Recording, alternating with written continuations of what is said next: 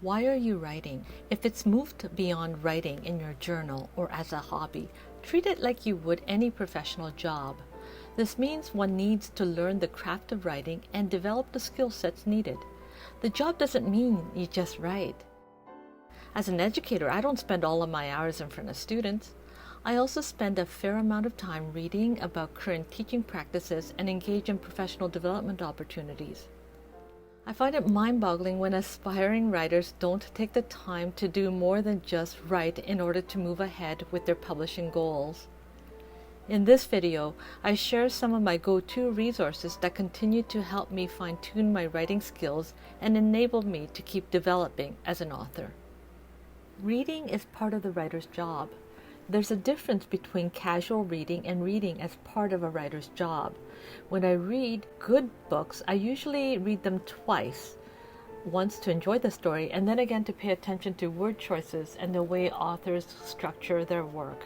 Some excellent books I'd recommend include Amanda Leduc's The Miracle of Ordinary Men, as words flow effortlessly and her use of description is both vivid and poetic.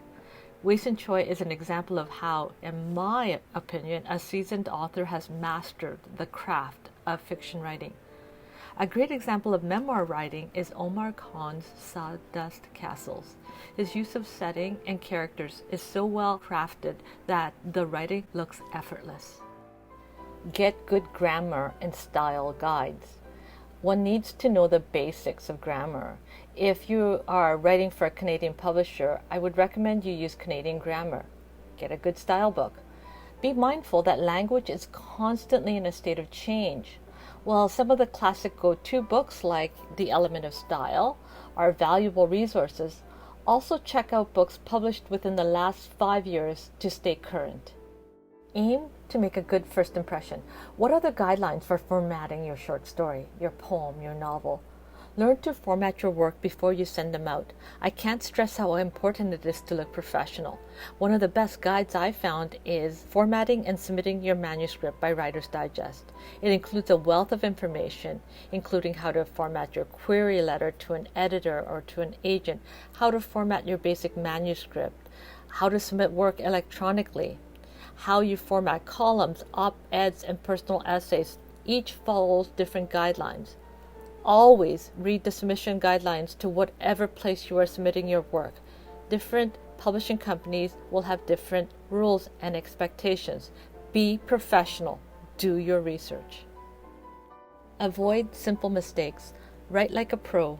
Editor-Proof Your Writing is an excellent guide to help you write clear and concise prose and has many valuable tips to improve your overall writing. Quick tip: avoid starting sentences with "there was" or "it was." For example, there was a house across the street. One day it caught on fire. Instead write, the house across the street caught on fire. The prose is much tighter and more vivid in the second example. Learn by example.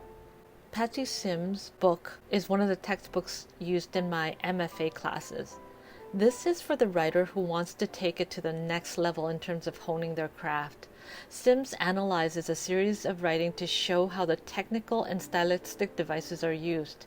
Although she's looking at literary nonfiction, much of what she shares is applicable to fiction and poetry.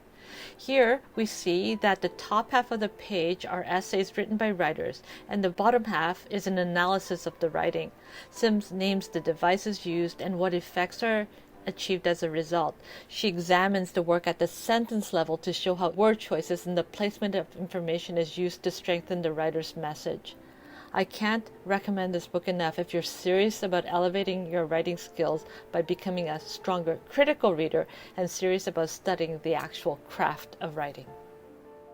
Here's a list of the resources I've mentioned throughout this video for your convenience. Please check them out and look for the most updated versions of the reference books. I've been part of a writing group for 13 years now. In my next video, I'll share my thoughts on why I believe it's important to be part of a writing community and some of the pros and cons of writing circles. Thank you for joining me today. Happy writing! Happy reading, everyone!